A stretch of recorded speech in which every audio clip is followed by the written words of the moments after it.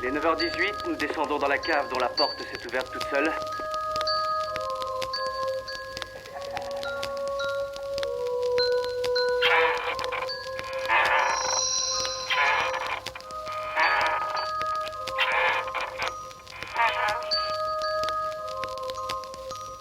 On flotte tous ici.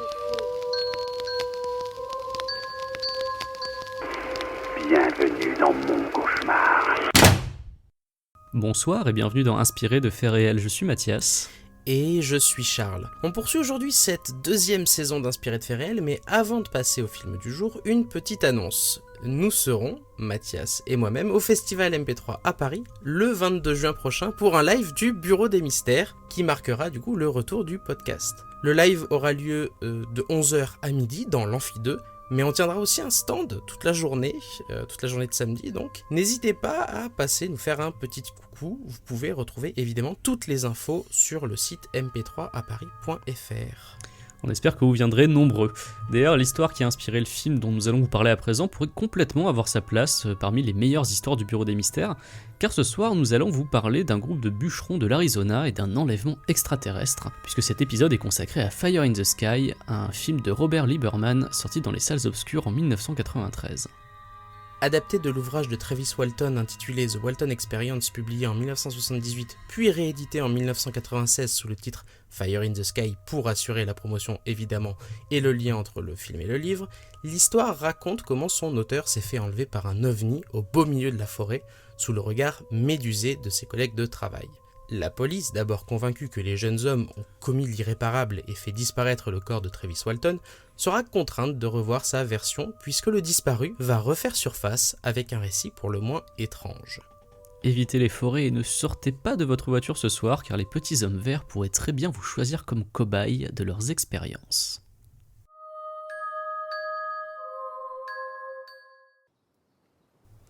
L'histoire se déroule dans l'état d'Arizona durant l'été 1975, plus précisément à Snowflake, une bourgade de 2500 habitants fondée par un groupe de Mormons en 1878. Une église, une banque, un bureau de poste et quelques commerces sont à peu près tout ce qui occupe l'avenue principale. La ville est extrêmement calme, la police très peu présente et les seuls incidents notables se résument à des vitres de commerce cassées et quelques petits larcins. L'économie tourne autour des forêts qui entourent le village. La production de bois appelle les bûcherons du coin pour des contrats souvent saisonniers. Travis Walton et sa famille arrivent à Snowflake en 1968, alors qu'il a 11 ans. Dans son livre Fire in the Sky, l'auteur se décrit lui-même comme un casse-cou pendant ses jeunes années. Il a possédé plusieurs voitures de sport très puissantes et n'hésite pas à tenter des sauts inconsidérés avec sa moto. Dans le même genre, il accompagne son frère faire du rodéo sur d'énormes taureaux pour, je cite, tenter l'expérience et s'inscrit sur un coup de tête à un tournoi de boxe local duquel il ressortira avec l'envie de continuer les combats pendant 2 ans. Il escalade des antennes, des installations électriques et des autres rochers sans équipement, il s'entraîne aux arts martiaux, se bat facilement avec ses camarades, et il se vante même d'avoir fait fuir un ours rencontré sur la route pour le travail. Il se tire de cette vie dangereuse avec seulement quelques os cassés et une poignée d'amendes pour excès de vitesse. À 22 ans, le jeune homme est désormais bûcheron. Avec l'entreprise de son ami Mike Rogers, il est chargé par le service des forêts des États-Unis d'éclaircir la forêt de Sitgreaves, située à quelques kilomètres de Snowflake. Travis Walton, Mike Rogers, Kenny Patterson, John Goulet, Allen Dallis, Glenn Flake et Marlene Gillespie forment un groupe de travail soudé pendant plusieurs mois.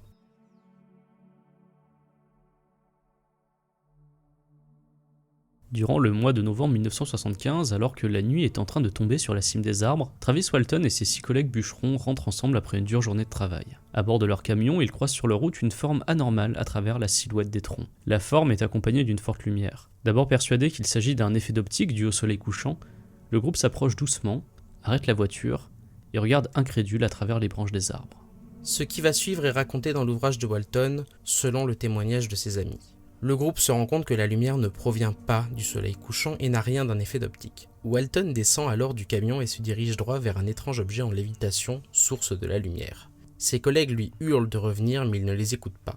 Il dira plus tard avoir été pris par un élan de curiosité pour l'ovni flottant à la cime des arbres. Selon ses amis, un éclair bleu provenant de l'objet frappe violemment l'homme, le laissant allongé sur le sol, apparemment inconscient. Pris de panique, les 6 hommes partent immédiatement, laissant leur ami sur place. Ce n'est qu'après réflexion qu'ils reviennent finalement sur les lieux et constatent avec effroi que le corps de Walton a disparu. À partir de là, L'histoire prend une tournure moins fantastique. Les amis de Travis sont rapidement accusés de meurtre. Des battues sont organisées mais rien n'y fait, l'homme reste introuvable. Le 9 novembre 1975, 4 jours après la disparition, les comparses passent au détecteur de mensonges et contre toute attente, réussissent le test. Seul Allen Dulles refuse de s'y soumettre. Il acceptera 20 ans plus tard, avec un résultat également positif. Les pistes s'amenuisent, tout comme l'espoir de retrouver Walton en vie, mais le lendemain, le beau-frère de Travis Walton reçoit un appel du disparu en PCV depuis une cabine téléphonique. Travis est retrouvé à quelques kilomètres seulement du lieu de sa disparition, déshydraté et en état de choc. Travis étant incapable de s'exprimer correctement, c'est son frère Dwayne qui parlera aux médias en son nom les premiers jours suivant sa réapparition. Le frère fait l'interface entre le monde extérieur et Travis. Il semble d'ailleurs que les premiers échanges en lien avec un soi-disant enlèvement extraterrestre proviennent de discussions avec le frère de Travis et non Travis lui-même. Plus tard, lui aussi se soumet au détecteur de mensonges de la police et passera également le test avec succès. Le 15 novembre, l'Aerial Phenomena Research Organization fait passer un test au détecteur de mensonges à Travis Walton dans un hôtel de l'Arizona. Là encore, le test montre qu'il a dit la vérité, ou du moins qu'il croit en ce qu'il dit. Le 22 novembre 1975, Travis Walton apparaît pour la première fois à la télévision. Sur une chaîne locale américaine, il énonce publiquement avoir subi un enlèvement extraterrestre. En plus des détails déjà évoqués, il décrit avec précision son expérience à bord de l'OVNI, depuis son ressenti après l'éclair jusqu'au physique des êtres qu'il a rencontrés sur place, en passant par une série de douleurs qu'il ne comprenait pas. L'ouvrage publié en 1978 sous le nom The Walton Experience revient sur toute l'histoire et c'est ce livre qui servira de base à l'adaptation au cinéma. 10 ans après la disparition, Tracy Tormé, auteur pour la télévision, part à la rencontre de Walton dans l'objectif d'écrire une histoire pour le cinéma pour le compte de la Paramount. Le scénariste va profiter de son voyage pour aller interviewer non seulement Travis Walton, mais aussi Dana Walton, sa femme, Mike Rogers, Kenny Patterson, John Goulette, Allen Davis, Glenn Flake, Marlene Gillespie et de nombreux locaux, certains croyant à la théorie extraterrestre, d'autres la réfutant complètement. Après discussion, Tracy Tormé en arrive à la conclusion que les bûcherons ne mentent pas. Pour lui, ils n'ont pas de raison de le faire, même si on peut supposer qu'une adaptation par Hollywood constitue une raison en soi de maintenir la version originale de l'histoire. Pour le scénariste, peu importe si oui ou non l'histoire est un canular ou une invention, elle constitue quand même quelque chose à raconter et quelque chose qui mérite d'être porté à l'écran. 6 ans et demi après la rencontre entre Walton et Tormé, Fire in the Sky entre en production. Le film aussi, entre réécriture fantaisiste de certaines scènes et adaptation littérale pour d'autres, mais Travis Walton se considère satisfait du portage sur grand écran et estime que mieux qu'un documentaire, la fiction est ce qui est le plus à même de retranscrire ce qu'il a vécu.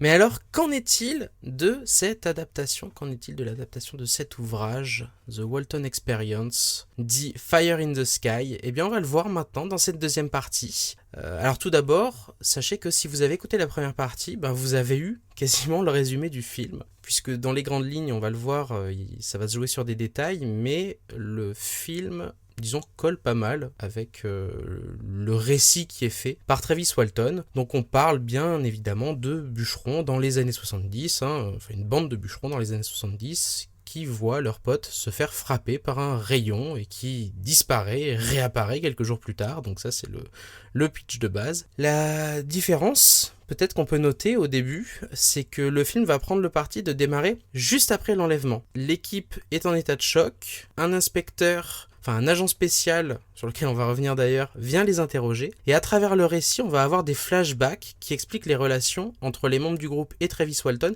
Mais le film, disons, prend déjà ce parti de ne pas raconter l'histoire seulement de manière linéaire, mais de faire arriver la disparition, puis après, sous forme de flashback, de nous faire réarriver à la disparition, à l'enlèvement. Donc ça, c'est ce qui va prendre à peu près la première demi-heure du film. Le film fait environ 1h45, si je dis pas de bêtises. La première demi-heure du film va être constituée du coup de flashback et de mise en place de cette situation.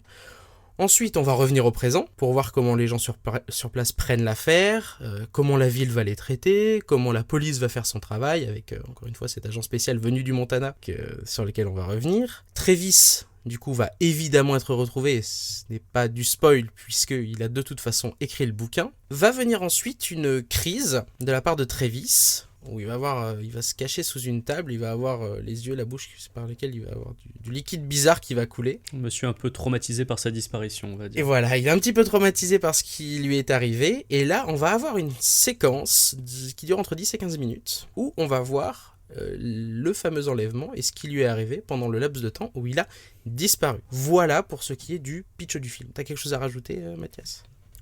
C'était assez bien résumé, très Ça bien va, résumé. Ouais, très, très complet. Très complet. Comme point pour résumer le film. Moi, j'avais juste résumé ça en deux phrases. Ah, Snowflake, Arizona, un bûcheron se fait enlever par des extraterrestres. Ses 5 collègues sont accusés de l'avoir tué et se battent pour prouver leur innocence. oui, c'est vrai. C'est très bien résumé, en effet. Très simple. Bon, j'ai éludé la partie extraterrestre, puisqu'on en parlera tout à l'heure. C'est la partie que j'ai le moins aimée dans le film. D'accord, très bien. Bah, Ça, tu vois, c'est dit. on va partir en débat parce que moi j'ai bien aimé la partie, même si je lui ai trouvé des défauts. J'ai bien aimé. Pour ce qui est de la fiche technique, à la réalisation, on retrouve Robert Lieberman, qui a eu plus de succès à la télévision qu'au cinéma. Ouais, il a réalisé pas mal d'épisodes de séries en fait. Ouais, exactement. J'ai vu qu'il a réalisé X-Files, du Dead Zone, du Dexter, du The Expanse plus récemment. Donc ouais, c'est plutôt un réalisateur de télévision. Il a aussi fait un téléfilm Titanic. Oui, en 2 ou 3 parties, j'ai vu en 2 parties. Exactement. Et après, il a fait des films un petit peu oubliables, dont un qui pourrait te plaire.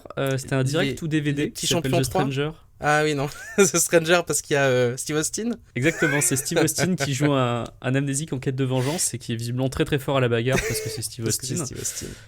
Donc voilà, c'est pas un film majeur, mais je pense que ça peut être marrant. Ouais, tu me connais si bien. Donc oui, il a réalisé aussi Les Petits Champions 3 pour le compte de Disney, qui a l'air d'être une de ses plus grosses productions, j'ai l'impression. Tracy Tormé, le scénariste dont on vous a parlé dans la première partie, qui a aussi écrit, pour la petite histoire, la préface de la réédition du bouquin sorti en 96. Donc au moment où il a changé de titre, où il est passé de The Walton Experience à Fire in the Sky, le scénariste a écrit la préface et lui aussi a surtout bossé pour de la télévision. En tous les cas, avant Fire in the Sky, et même, oui, si c'est ça, avant, puisqu'il a scénarisé, notamment des épisodes de Star Trek Nouvelle Génération. Et c'est surtout lui qui a écrit la série Sliders, les mondes parallèles. Exactement.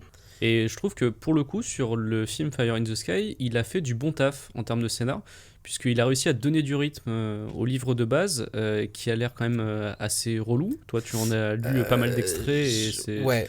Ça a pas l'air d'être la grosse éclate comme livre. Alors je l'ai pas lu en entier, mais ce que j'ai lu, c'était en effet, c'est pas forcément très dynamique. Je trouve aussi, pour être honnête, on reviendra sur ce qu'on a aimé et ce qu'on n'a pas aimé, que le film a des bonnes lenteurs.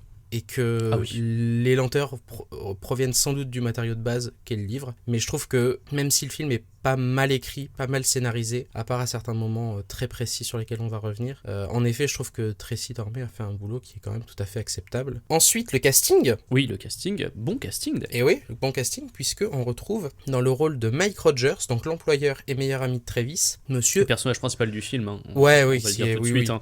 On le voit beaucoup plus dans le film que Travis, puisque tout simplement Travis n'est pas là pendant une bonne moitié du film.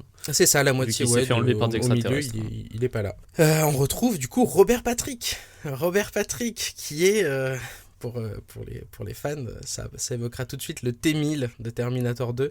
Terminator 2 qui était sorti 2 ans plus tôt, il est de 91, si je dis pas de bêtises. 91 pour Terminator 2 et 93 pour Fire in the Sky, donc c'est 2 ans après Terminator. Robert Patrick, donc voilà, tu l'as dit, surtout connu pour le T-1000 dans Terminator 2, mais qu'on a vu dans pas mal d'autres choses aussi. Oui. Très grosse Die Hard carrière. 2, dans The Faculty, très bon film. C'est lui qui joue le coach, c'est le méchant dans Double Dragon, qui est un film un peu plus oubliable, mais qui est assez drôle. Et surtout, je m'adresse à toutes les personnes qui ont regardé True Blood. On est quelques-uns. On est encore là.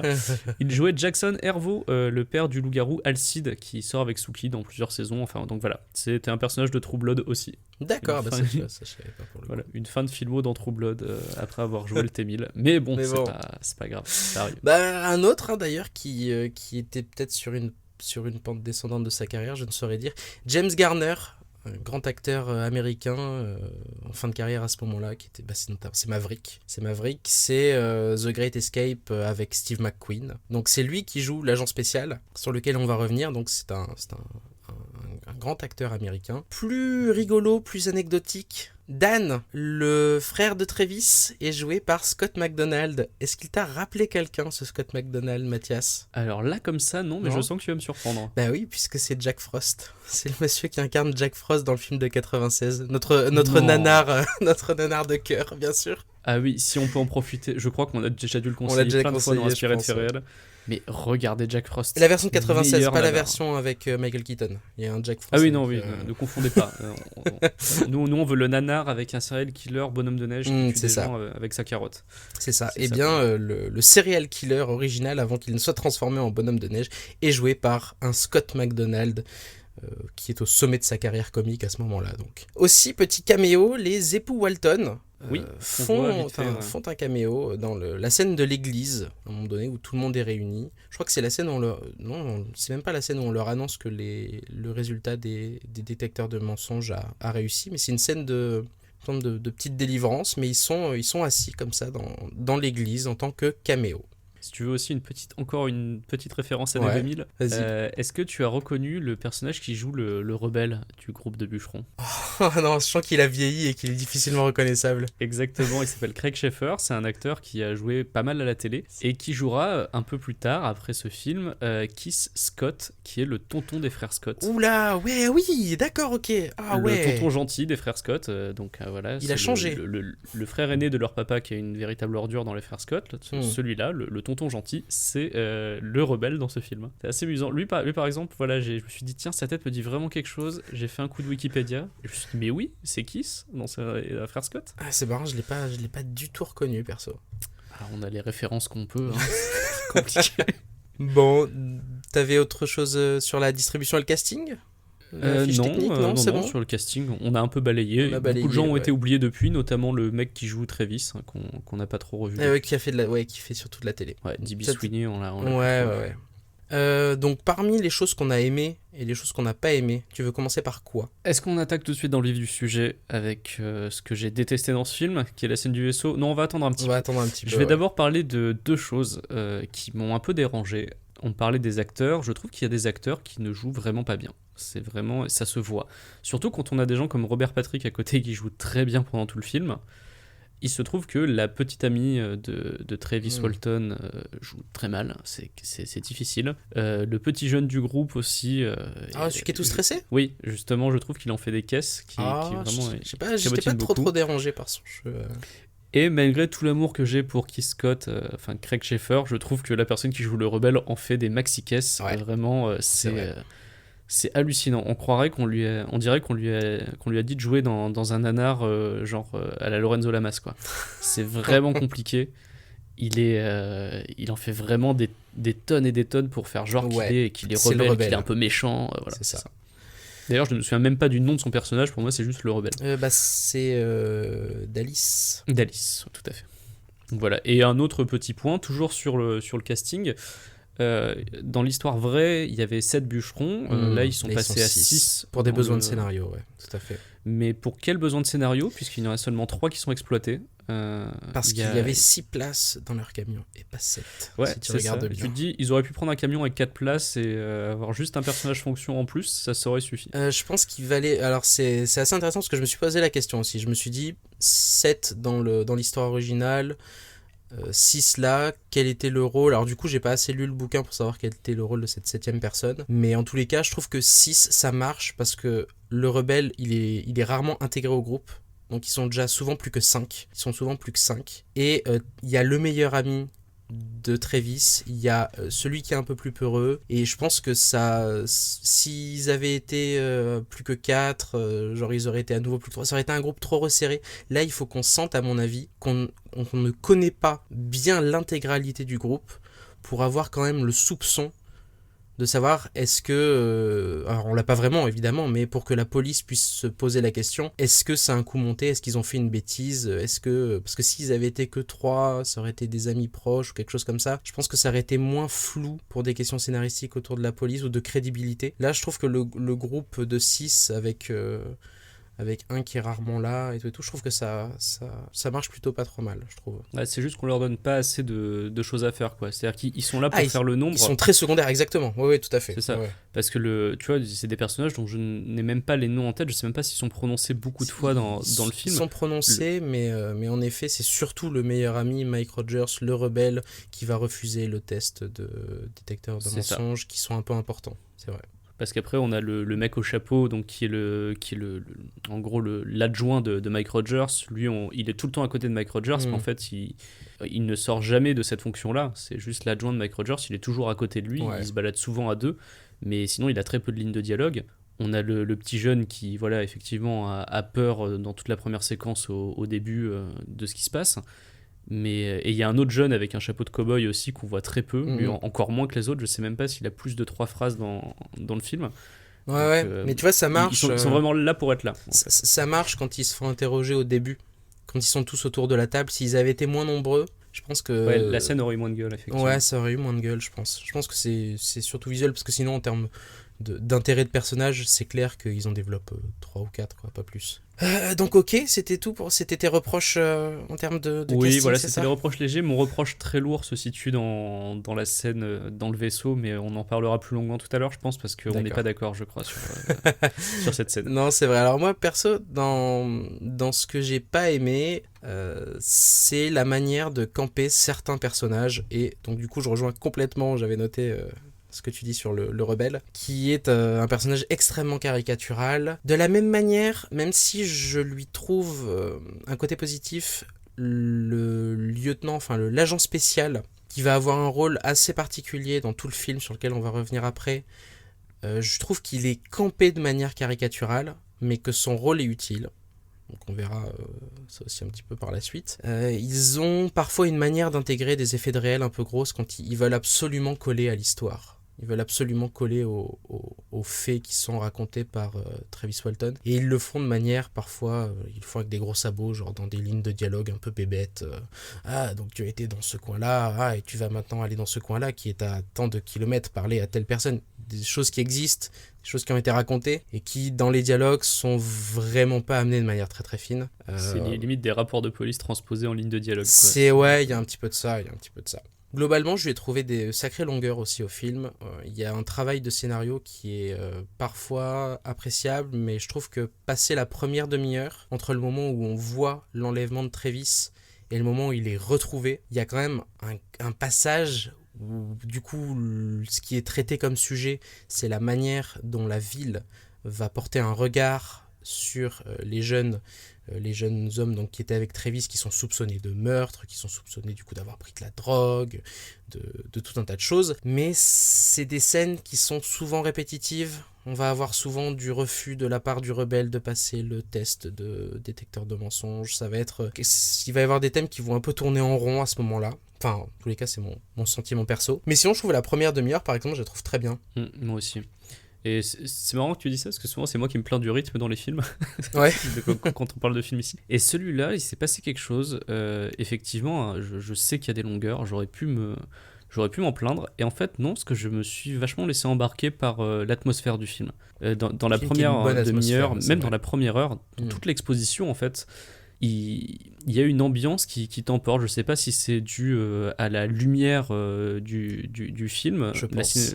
Ouais. J'aime beaucoup les visuels en fait de ce film. Il y a quelque chose que c'est des trucs tout bêtes, hein, mais la manière dont est éclairé le dîner quand il y a la scène d'interrogatoire des 5 jeunes qui sont revenus, j'adore cette scène. Ouais. Je trouve qu'elle est super belle, quoi. Les lumières des néons bleus et rouges qui se reflètent à l'intérieur dans l'obscurité, je trouve ça magnifique. Et même le premier plan où on voit l'agent spécial, où il est là, il y a des lumières rouges qui apparaissent sur lui. Ah, mais je l'ai noté celle-là. Au tout début, quand il est dans sa voiture et qu'il y a le truc qui se baisse. Eh oui. Un petit peu comme si c'était les lumières d'un ovni qui lui rentrait dessus. Et là, plan large, c'est un passage à niveau. Ouais. Et je trouve que ça, c'est un des trucs que j'ai adoré. En seulement 2 plans, il marque le côté ultra cartésien du personnage, qui ne croit absolument pas à tout ça, et alors que voilà, J'ai adoré comment ces deux plans te posent le personnage. Et c'est en bien plus, filmé. Hein. C'est une belle scène, c'est très bien filmé. C'est bien filmé. Et c'est vrai que je suis d'accord, non seulement c'est bien filmé, il y a une belle photo, il y a un côté, alors c'est là qu'on raccroche aussi un petit peu aux références, je lui ai trouvé une vibe Spielberg. Ah, c'est clairement assumé. Qui est complètement... Ils y vont, c'est-à-dire que limite... aujourd'hui, je sais pas, j'ai l'impression de voir en fait, j'ai eu cette impression assez rigolote où c'est Lieberman qui essaie de faire, qui reprend du Spielberg un peu comme J.J. Abrams reprend du Spielberg. Et du coup, j'ai eu l'impression de voir un film de J.J. Abrams dans les années 90. Ouais, c'est-à-dire avec moins de moyens et des caméras moins nettes. Exactement. Ouais, c'est un peu ça. J'ai vraiment eu cette impression de me dire, putain, c'est J.J. Abrams dans les années au début des années 90, ça aurait donné ça. D'ailleurs, je dis moins de moyens, mais c'est vraiment beaucoup moins de moyens. Parce que je sais pas si on a parlé du budget, mais c'est quand même seulement 15 millions de dollars de budget. Ouais, c'est vrai que c'est pas. C'est moins que Bienvenue chez les Ch'tis, et c'est un film de science-fiction américain. C'est un film de 93. Voilà, non mais c'est ça, les budgets n'étaient pas les mêmes à l'époque, je sais bien. Mais ouais, en effet, ça reste. Comparé à nos films actuels, je sais pas combien de secondes ça fait dans un film de J.J. Abrams, mais pas beaucoup. Il y a un petit peu de lens flare, il y a cette vibe là, mais je suis assez d'accord. J'ai bien aimé la photo, et notamment dans les moments filmés de nuit. Je trouvais qu'en plus ça reste lisible, c'est-à-dire que tout reste visuellement très lisible, très clair. J'ai vraiment bien, alors qu'on est vraiment des fois plongé dans l'obscurité. Donc j'ai vraiment bien aimé ces passages-là, et j'étais agréablement surpris en fait. Je m'attendais pas non plus particulièrement à voir ça. Là, je m'attendais à un mauvais téléfilm, mais en fait non. C'est plutôt un film qui se tient bien et que j'ai pris plaisir à regarder. Ouais, pareil, ouais. Plot hole quand même un petit peu du film, il y a un truc qui m'avait un peu surpris, et en me renseignant pour le bouquin, je me suis rendu compte que c'était un peu la même chose dans le bouquin. Si tu te souviens bien, quand il arrive, on voit enfin, au bout de la 30e minute, je crois, la scène sous forme de flashback où il est aspiré par l'UFO. Il se dirige, il sort du camion, il est avec tous ses potes. Tous ses potes lui disent de revenir, que c'est dangereux, et lui, il y va. Il y a ce truc inexplicable de « Allez, et si j'allais me placer sous un ovni qui est genre complètement laissé... qui est un petit peu du coup évoqué, mais il faut avoir, je pense, un peu lu le bouquin pour comprendre de quelle manière c'était évoqué, et je vais m'expliquer. C'est-à-dire que dans le livre, il y a une partie quand même où on nous explique, où Travis Walton nous explique lui-même, que c'est un énorme casse-cou, qu'il a un côté à la fois un peu curieux, mais aussi un peu fou furieux. Et pour lui, sa curiosité dominait toujours sa peur. Et on le voit, comme je disais dans l'intro, il faisait des cascades avec sa moto, il faisait des bêtises avec des voitures super puissantes, il allait faire le toréador alors qu'il avait zéro, enfin pas un toréador du rodéo alors qu'il avait zéro expérience. Il y avait tout un côté casse-cou qu'on ne voit dans le film qu'évoqué pendant 15 secondes quand il roule à fond avec sa moto sur un trottoir, ce qui est plus qui le fait passer pour un énorme con, plus que pour quelqu'un de courageux ou curieux ou quoi que ce soit. Ça le fait juste passer pour un énorme con. Et quand là, il escalade une maison pour embrasser sa meuf aussi. Ouais, exactement. Ouais, ce genre de truc-là, en effet, c'est ce genre de truc où on est censé comprendre qu'il est casse-cou et que c'est un espèce d'attrait pour le n'importe quoi, et en même temps pour de quelqu'un qui est curieux un petit peu de tout, qui fait qu'il va aller se caler sous un ovni. Et alors moi, ça, quand j'ai vu le film la première fois, je me suis dit, mais ils essaient même pas de nous le rendre crédible en mode, il a été attiré, mais parce qu'il n'y aurait pas eu de raison, pourquoi lui plutôt qu'un autre dans la voiture, et on a l'impression qu'il se démène un petit peu avec ça pendant un petit moment. Il se démène tellement que dans la nouvelle réédition du bouquin, il l'explique que c'est la question qu'on lui a le plus posée, et qu'il apporte un éclairage là-dessus. Enfin, un éclairage entre guillemets, parce que c'est aussi un petit peu facile comme explication de dire bah ouais, je suis curieux, je fais n'importe quoi, donc je me place sous les ovnis, ça colle pas vraiment. Donc voilà, et d'ailleurs c'est du coup expliqué dans le bouquin comme étant quand même un petit manquement dans le scénario, dans les explications. En fait, moi je savais pas ça, je savais pas que le vrai Travis Walton était un casse-cou de fou avant que tu me racontes la vraie histoire de Travis Walton. Et en fait, quand j'ai vu le film, je me suis dit ils essayent de nous faire nous attacher à lui en nous montrant qu'il est cool. Ah regardez, il fait de la moto. Ah ouais, d'accord. Il récupère des donuts, la serveuse elle l'aime bien, elle lui file des donuts alors qu'il passe en moto devant la boulangerie. Il escalade la maison pour aller faire un bisou à sa meuf le matin, genre. Et regardez, il a un petit blouson en cuir, il fait de la moto, il est cool. C'est un mec un petit peu sympa. Ah non, c'est vrai. Je pense il recadre le rebelle dans la voiture et tout. Ouais. Et tu dis, ah ouais, c'est le mec cool. Mais à aucun moment je me suis dit c'est le mec casse-cou. Je me suis juste dit ils essayent vraiment de nous montrer qu'il est vraiment cool, et je me suis même dit comme le vrai Travis Walton a validé le film, il veut se montrer comme étant super cool dans le film. À part Il y a sans doute de ça aussi, hein. Je sais pas si c'était le but du scénariste, mais il y a beaucoup de côté casse-cou, de côté j'aime bien faire n'importe quoi, j'aime tenter des trucs juste pour l'expérience, peu importe le danger, c'est toujours la curiosité qui domine.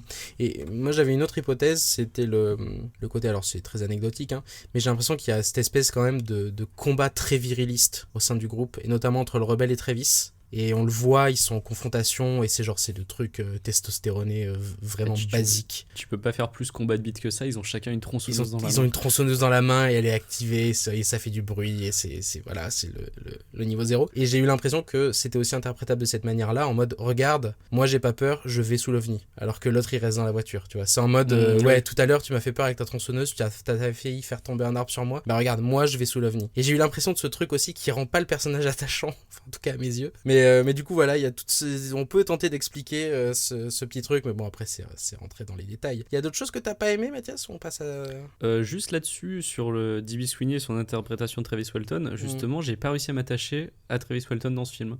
D'accord. Ouais, mais je pense que ça tient je pense que ça tient au jeu de l'acteur qui n'arrive pas à me faire sentir la sympathie que je suis censé avoir pour ce personnage-là qui disparaît. Mais alors qu'à l'inverse, Robert Patrick, et on va justement, on va revenir aux choses qu'on aimait dans le film, la prestation de Robert Patrick m'a fait me prendre d'affection immédiatement dès la première scène pour son personnage, Mike Rogers.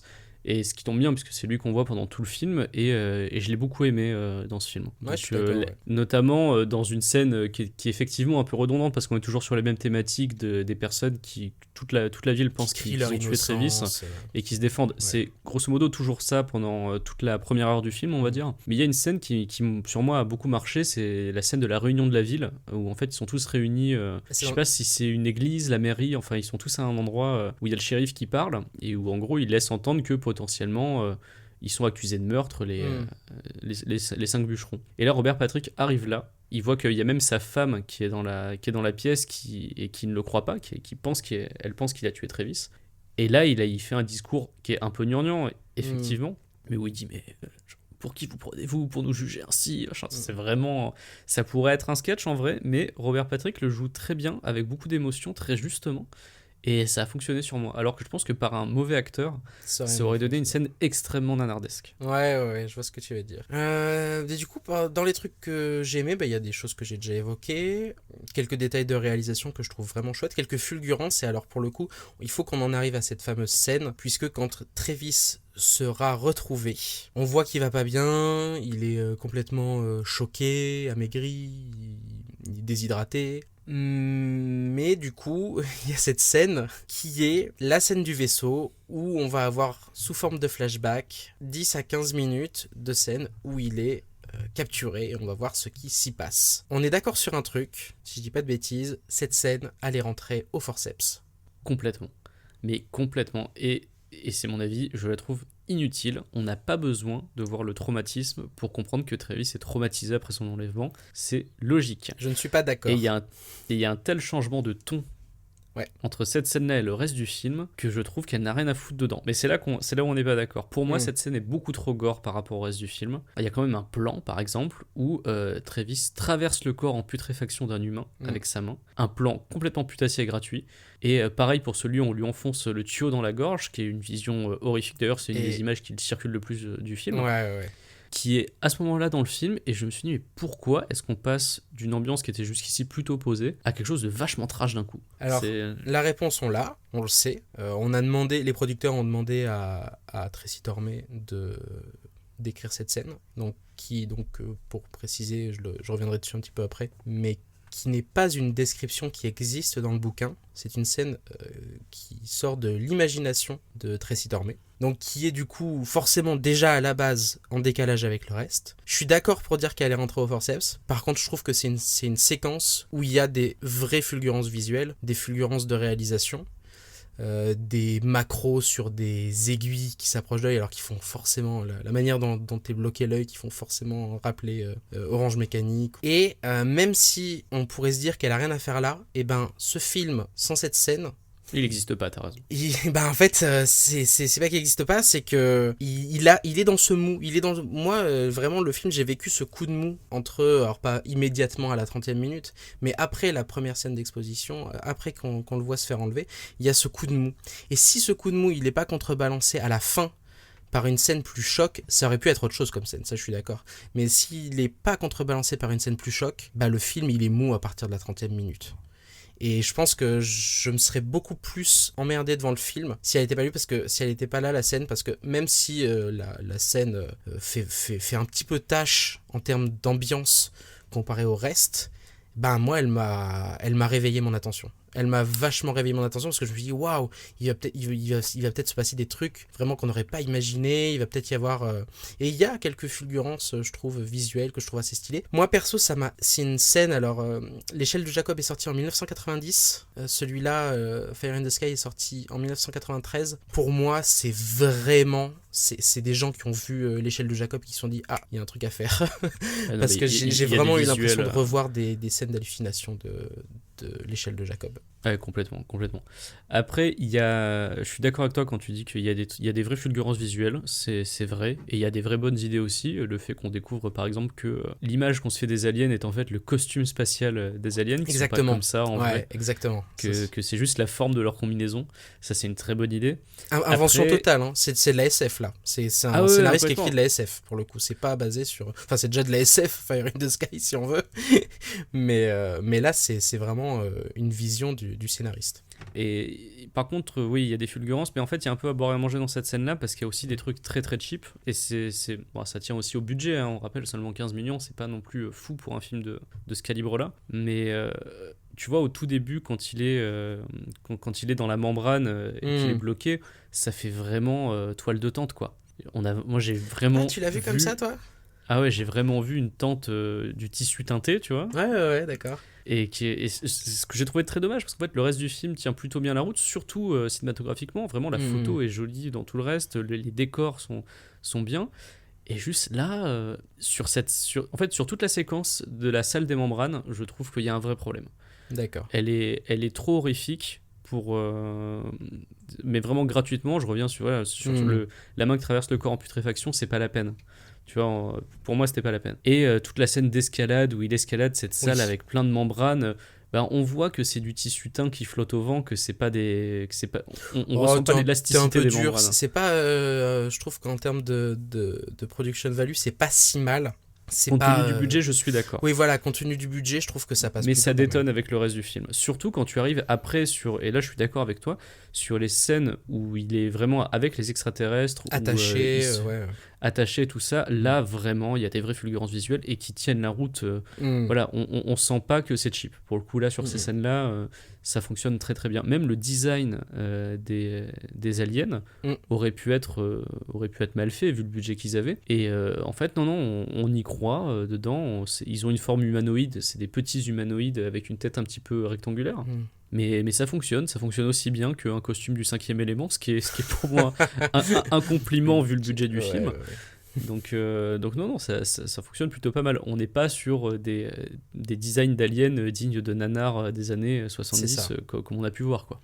C'est ça. Donc non, je suis d'accord avec toi. Visuellement, il y a des trucs qui fonctionnent, d'autres un peu moins. Et puis surtout, c'est que enlever cette scène, le film tombe, quoi. Il y a la fin du film tombe. Et puis c'est ce dont les gens se souviennent le plus aujourd'hui. Tu regardes, tu tapes Fire in the Sky, Google Images, immédiatement, c'est les images dans la salle avec les aliens. Et le reste du film a été un peu oublié. Et c'est ça que je trouve un peu dommage aussi. Et je pense que c'est pour ça qu'on n'est pas d'accord sur cette scène-là.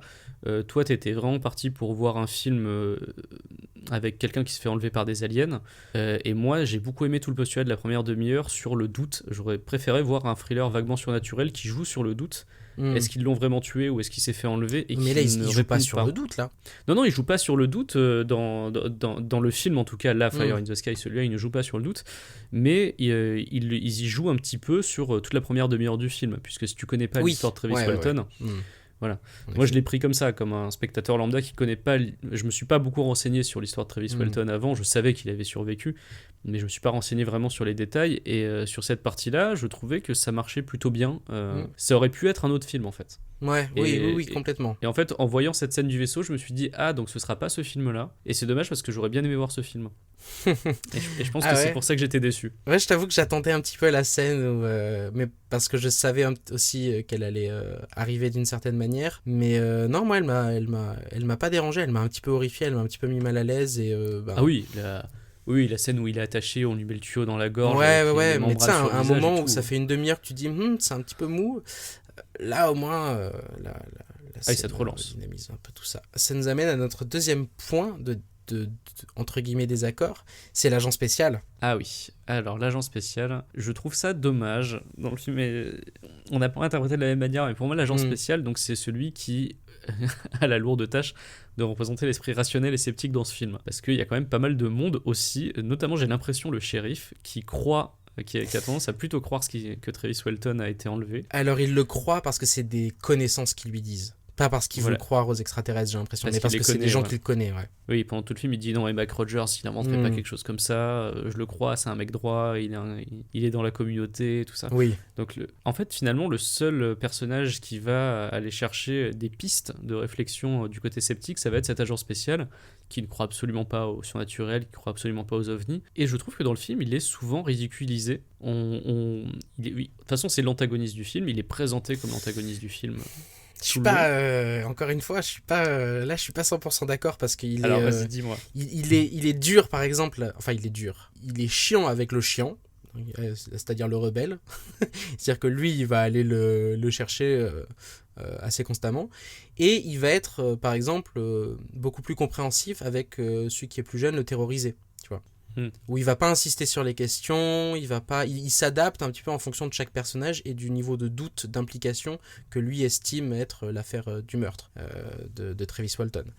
Donc il est quand même, c'est graduel et c'est en fonction de chacune des personnalités qu'il a en face de lui. Je trouve pas qu'il soit particulièrement ridicule. Ce n'est pas vrai, ce que je viens de dire n'est pas vrai si vous le regardez en VF. J'ai regardé en VO et en VF. En VF, la VF est pas très bonne et en effet ça lui donne un côté un petit peu ridicule. Je trouve qu'en VO il parvient quand même à avoir un ton relativement grave mais pas trop parce que c'est pas non plus le ton du film. En tous les cas c'est plutôt Robert Patrick qui va l'incarner. Là, en l'occurrence, je trouve qu'il incarne, j'ai eu l'impression à chaque fois qu'il sortait une de ses punchlines en mode « j'ai résolu toutes les affaires de ma vie, j'ai jamais rien laissé comme ça sur le carreau et tout et tout ». J'ai l'impression qu'il adopte le point de vue, c'est le point de vue du spectateur sceptique, j'ai l'impression. Et il trouve toujours, alors je suis d'accord que c'est démonté, mais il trouve toujours un truc en mode « oui ».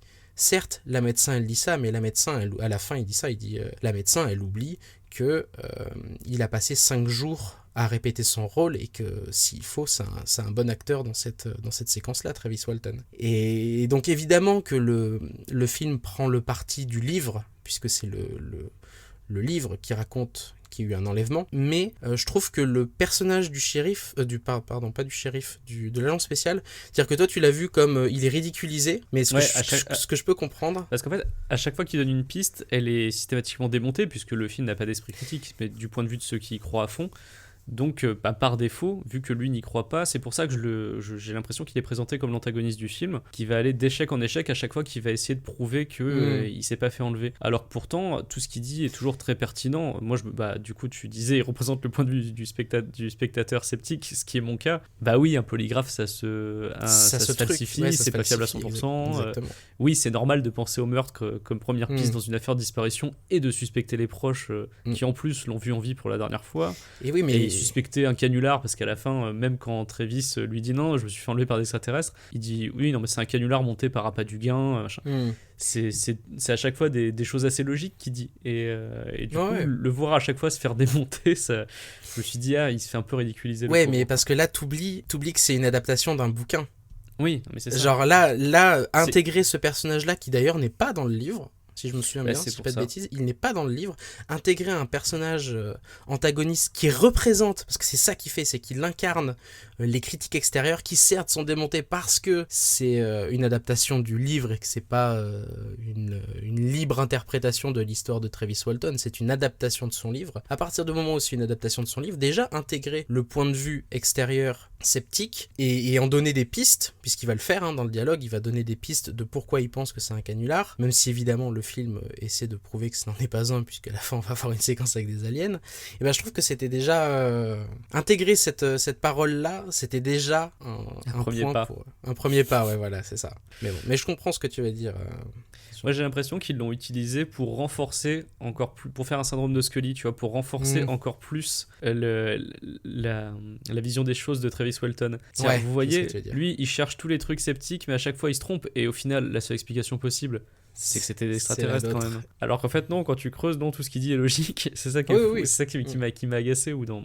Ah moi c'est ce que j'ai aimé, c'est qu'il dit des trucs logiques. Mais tu as raison, c'est normal étant donné que c'est une adaptation du point de vue de Travis Walton, donc Exactement, forcément les sceptiques vont avoir le rôle du méchant en quelque sorte. C'est ça. Et c'est dommage, moi en fait j'aimerais bien voir un film.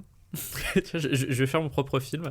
Je veux toute la première partie, sauf que le personnage de l'agent spécial mène vraiment l'enquête et il finit par les coincer. Et en fait, ils l'ont vraiment buté. J'aurais préféré voir ce film. Non, mais le pire, c'est qu'en plus, ils l'ont pas buté puisqu'il revient. Mais non, c'est ça. C'est ça qui est incroyable. En plus, l'acteur, je l'aime pas trop. Donc... Mais écoute, il y a une histoire, il faut suivre la bonne histoire. Hein. Ouais. Bon, on en a terminé avec ce qu'on aime et ce qu'on n'aime pas, ou t'as des choses à rajouter? Ouais, il y avait juste un dernier truc que j'ai aimé, c'est ça rejoint ce que je disais tout à l'heure, c'est que moi ce que j'ai le plus aimé dans le film, c'est que ça s'intéresse plus aux conséquences de l'enlèvement, et que le vrai héros soit Robert Patrick, mais on s'intéresse pas assez, selon moi, aux conséquences à partir du moment où Travis revient. Aux conséquences sur sa personne ou Aux conséquences que ça a sur les gens autour de lui, c'est-à-dire que Robert Patrick, on voit pas la situation difficile avec sa femme qui réalise qu'en fait, ah bah non, mon mari n'a pas tué son meilleur ami. On voit pas la réaction de la communauté vis-à-vis la honte que pourrait ressentir la communauté d'avoir accusé à tort les 5 bûcherons. Tout ça, c'est des choses que j'aurais bien aimé voir et qu'on n'a pas du tout. À partir du moment où il revient, toute cette partie-là est remplacée par la scène d'enlèvement alien dans le vaisseau. Je me suis dit non, mais enlevez ça, moi je veux plutôt voir l'autre, et en fait du coup ça n'arrive pas forcément. Ils ont pas le matériau. Et à la fin, on a un fast-forward qui nous montre que Mike Rogers désormais vit seul à l'écart de la société, qui s'est laissé pousser la barbe et tout ça, et qui vit dans une cabane un petit peu dans les bois. Et moi, j'aurais bien aimé savoir ce qui s'est passé dans ce fast-forward-là, c'est-à-dire comment il est passé de figure respectée dans sa communauté à... figure respectée, j'irais pas jusque-là, mais disons que c'est un gars... C'est l'image du gars qui est en train de fonder une famille, qui a peut-être fait des bêtises, mais qui est peut-être sur un petit arc de rédemption, en qui on peut avoir confiance en ce moment, ce genre de truc-là. Je vois ce que tu veux dire. C'est pas forcément une figure de la communauté intouchable. La preuve, c'est qu'il l'est pas. Mais ouais, je vois ce que tu veux dire. Mais il est apprécié par le shérif, tu vois. Sa femme a l'air d'être plutôt bien intégrée dans la société, dans la bonne société de la ville. Donc voilà, c'était tout ça. Et j'aurais bien aimé voir comment il passe de ce statut-là à ce qu'on voit à la fin, quoi. C'est-à-dire un mec qui vit tout seul dans une espèce de cabane dans les bois. Ce qui est, on va dire, rapidement balayé par le fait que ce qu'il a vu lui a fait changer de point de vue sur tellement de choses qu'il a peut-être moins de certitude qu'avant. Enfin, je sais pas, il y en a certains, je crois, qui sont caractérisés comme étant croyants. Et je sais plus s'il lui en faisait partie, mais voilà, où à un moment donné, on estime que ce qu'il a vu l'a suffisamment changé pour qu'il ait peut-être moins de certitude. Totalement de vie. Ouais. Mais je suis d'accord que ça reste un peu mou. Voilà, c'est tout ce que j'avais à dire sur ce que j'ai aimé et pas aimé sur ce film. Bah écoute, je te propose de rapidement passer à la dernière partie qu'on a déjà qu'on a déjà pas mal balayé en discutant entre nous, mais les différences entre, pas réalité et fiction, mais entre l'ouvrage, ce qui est de l'ordre de Travis Walton, et ce qui est plutôt de l'ordre de Tracy Tormé. On en a déjà parlé, ils ont enlevé un bûcheron, pour des besoins scénaristiques, sans doute pour alléger un petit peu l'équipe. Ce qu'on ne sait pas, c'est que par exemple, Travis Walton est allé à l'université. On n'y a pas trop... Son parcours personnel est finalement assez peu montré, comme tu le disais. C'est plutôt Mike Rogers qui est le héros de ce film. Il a pris des cours de droit, de psycho, de médecine, d'ingénierie électronique, parce qu'il se sentait en fait intéressé par par tous les sujets. Il faisait genre un semestre de chaque. C'était quelque chose qui, à mon avis, aurait pu renforcer le côté, pour le coup, curieux du personnage, si on l'avait su, par exemple, qui puisse expliquer le fait qu'il se jette sous un ovni sans trop se poser de questions. Mais ouais, donc c'est quelqu'un qui n'a pas fait forcément des longues études, mais qui a touché un petit peu à tout. Il n'y a pas un mot non plus sur une des théories qui avait été soulevée à l'époque. D'ailleurs, ça aurait pu se retrouver dans la bouche de l'agent spécial, mais peut-être que pour des raisons de diffam, ils l'ont pas mis. Il y avait eu cette théorie selon laquelle le patron de Travis, donc Mike Rogers, savait qu'il ne pourrait pas finir son travail. Oui, il avait un contrat avec l'État pour éclaircir, pour enlever des arbres dans le sous-bois des forêts. C'était un contrat avec l'État et la manière dont ils sont révoqués est un peu particulière. Ce que tu allais dire. C'est ça, en fait, a priori, il savait qu'il n'aurait pas le temps de finir son travail et que donc du coup, ça allait être très compliqué pour le contrat. Et en fait, l'enlèvement de Travis est tombé à point nommé et c'était le moyen parfait de faire sauter le contrat avec une raison. Bon, bah voilà, j'ai une disparition d'un des membres de mon équipe mystérieuse, ça suffit pour faire sauter le contrat. Donc ça, c'était une des théories qui avait émergé à l'époque pour expliquer le truc, qui serait en gros un grand canular qui aurait été monté par Mike Rogers et Travis Walton. Ouais, tout à fait. Et rien non plus d'ailleurs sur le fait que Travis Walton avait vendu son histoire au National Enquirer, qui est un des pires tabloïds américains, mais qui a la particularité d'acheter très cher des histoires incroyables. Voilà, Travis Walton se présente comme quelqu'un, un espèce de défenseur de la vérité qui dit à fond ce qu'il a vécu, mais qui va quand même vendre son histoire à un des pires tabloïds américains qui est connu pour faire de la presse à sensation et exagérer les faits. Mais je pense que c'était les seuls à lui proposer de l'acheter. Ça m'étonnerait. Ah oui, à l'acheter peut-être, oui. Oui, des articles, il y en aurait eu ailleurs. D'ailleurs, un petit mot sur la presse. Dans le film, on a l'impression qu'il y a un énorme intérêt international pour l'affaire. J'ai l'impression que dans la réalité, il était plutôt limité. À l'époque, ouais, je pense, ouais. J'ai pas trouvé... Ça va commencer avec la sortie du livre plus et du film. Mais au moment où ça se passe, il n'y a pas d'énorme intérêt international. Là, on voit des journalistes japonais qui se précipitent dans cette petite ville des États-Unis pour faire des sujets. Je pense pas que ça se soit vraiment passé comme ça. Après, ça a dû attirer un petit peu d'attention et de gens, puisque quand même la population du village a doublé en 20 ans. Ah ouais, quand même. Ouais. Bon, ils sont passés de 2500 à 5000, mais, oui, mais en 20 ans quand même. Donc bon, je sais pas si c'est dû à ça ou si c'est juste un élan démographique naturel. Pour ce qui est de la scène avec les extraterrestres, donc comme je dis, c'est un remaniement complet du récit de Walton. Il y a quand même eu une description des extraterrestres par Walton lui-même.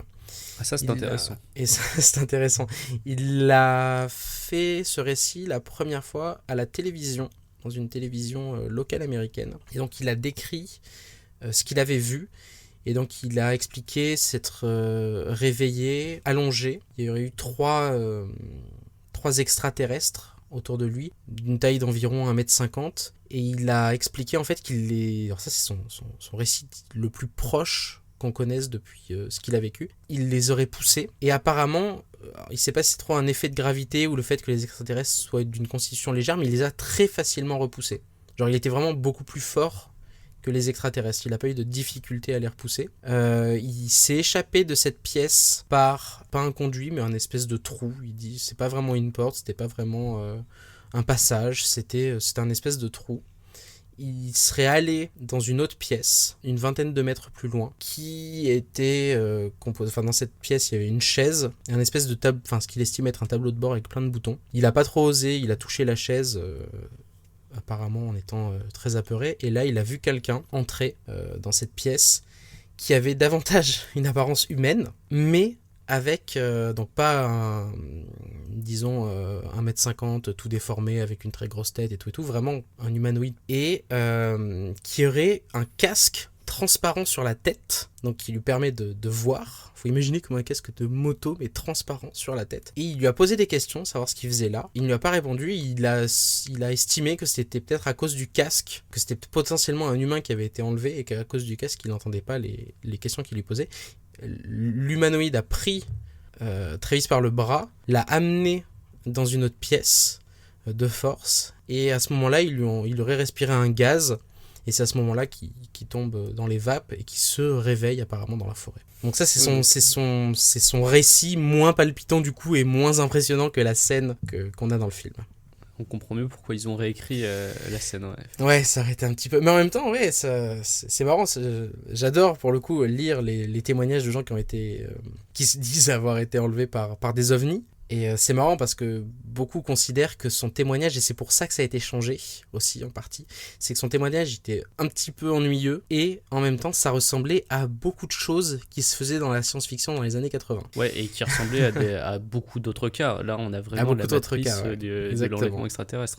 Tu regardes, d'ailleurs, c'est un petit clin d'œil qu'il y a dans le film. À un moment, l'agent spécial trouve un magazine dans la voiture des bûcherons qui parle d'un enlèvement extraterrestre. Et donc là, sur le coup, il suppose qu'ils s'en sont servis pour inventer l'histoire. L'agent spécial est là pour ça. Il est là pour trouver les petits trucs comme ça. Donc lui, il suppose qu'ils s'en sont servis pour inventer l'histoire. Et en fait, dans la réalité, on a dit pareil, mais plutôt en évoquant la diffusion d'une émission peu avant la disparition de Travis. Il y a eu un documentaire qui est passé à la télé sur l'enlèvement de Betty à Barney Hill, et ça c'est vraiment pour le coup la matrice des histoires d'enlèvement par des extraterrestres. On retrouve les mêmes témoignages, la lumière blanche crue, les formes humanoïdes, les trous pour se déplacer, voilà, les expériences étranges, c'est vraiment ça. Ouais. Et donc ça aurait pu servir d'inspiration à Travis Walton pour inventer son histoire. Quelque chose à rajouter sur les différences entre... Eh ben écoute, non, tu l'as dit tout à l'heure, oui, il y a le vrai Travis qui est là avec sa femme dans la scène de la réunion de la ville, la fameuse, où Robert Patrick fait échapper de peu le film à devenir un nanar, avec une ligne de dialogue pas très très bien écrite, mais bien interprétée, donc ça passe. Bah écoutez, du coup, que nous reste-t-il ? Si, peut-être le fait que, mine de rien, il y a beaucoup de scènes qui collent, mais ça je l'ai dit au début, il y a beaucoup de scènes qui collent à ce qui est écrit dans le livre et donc au récit original. Donc ça, il y a des efforts à la fois de mise en scène et d'écriture pour faire coller vraiment parfois de manière littérale, de manière trop littérale même, le récit du film au récit de Walton. Et donc du coup voilà, parfois des scènes complètement fantaisistes, parfois des scènes qui ont l'air calquées sur le récit, ce qui donne au final un film quand même un petit peu inégal, mais beaucoup plus plaisant que d'autres films dont on a parlé ces derniers temps. Ah oui, bien sûr, parce que j'ai été un petit peu dur avec le film dans cette émission, notamment au sujet de la scène dans le vaisseau extraterrestre, mais en vrai j'ai passé un bon moment devant ce film. Ouais, moi aussi. Un bien meilleur moment que devant beaucoup de films. Si on peut comparer avec le film dont on a parlé la dernière fois, La malédiction de la Dame Blanche, j'ai passé un meilleur moment devant Fire in the Sky que devant La malédiction de la Dame Blanche. Donc non, je le conseille même un petit peu pour moi je le conseille, je le conseille carrément. J'ai trouvé que c'était plutôt un bon film, ouais. Alors c'est pas c'est pas un chef-d'œuvre, hein, mais je trouve que c'est un bon film, plutôt sympa à regarder. D'ailleurs, en France, vous le trouverez peut-être pas sous le nom Fire in the Sky. Il a été renommé Visiteur extraterrestre en France. Ouais, c'est vrai, on l'a même pas dit. C'est Visiteur extraterrestre en France, mais parce que le titre français, tout comme la VF, sont quand même à éviter. Ouais, non, si vous avez l'occasion de le voir en VO, pour le coup, c'est mieux. L'agent spécial est beaucoup moins ridicule et vraiment le jeu des acteurs est meilleur. Je crois que même le rebelle, il est moins ridicule en VO. Oui, je trouvais qu'il en faisait des caisses, donc je n'ose même pas imaginer ce que ça donne en VF. En VF, ouais. Ça doit être compliqué.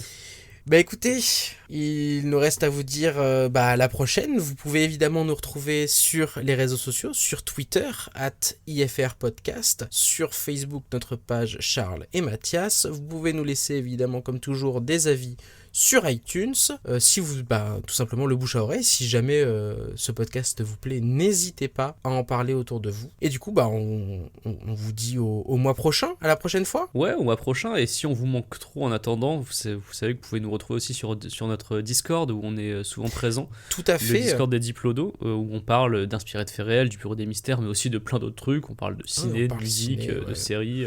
On joue aux jeux vidéo ensemble. On joue aux jeux vidéo, effectivement. Les gens jouent aux jeux vidéo avec toi, Charles. Ouais. Donc voilà, si jamais on vous manque trop entre deux épisodes, vous savez, vous pouvez nous retrouver un petit peu partout, notamment sur Discord et aussi en librairie, puisque le livre du Bureau des Mystères est toujours disponible. Donc si jamais ça vous intéresse, nos 30 histoires étranges et effrayantes sont toujours là pour vous dans les rayons. Bon, écoutez, on vous fait de gros bisous. Gros bisous. Et d'ici là, ne vous mettez pas devant les éclairs lumineux qui sortent des ovnis, sinon vous allez finir comme Travis. Et si vous voyez Fire in the Sky, on vous le conseille pas trop.